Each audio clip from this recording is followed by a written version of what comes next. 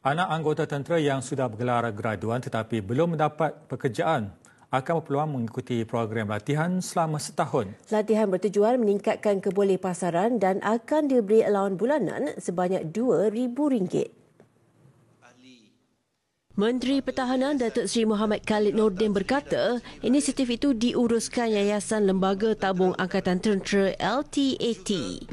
Anak-anak, tuan-tuan dan puan-puan merupakan modal insan yang berguna yang boleh menyumbang kepada kemajuan dan kejayaan negara.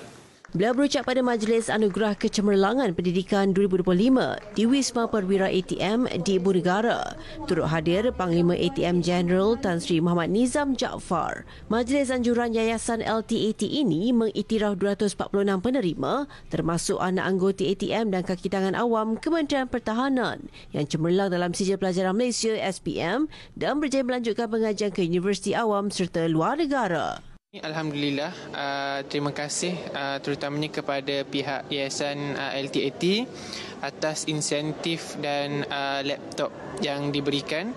Dan untuk perasaan hari ini saya sangat gembira dan berbanggalah dapat pengiktirafan daripada pihak YLTAT. And I feel very happy to be given this opportunity today to be standing here and getting this certificate.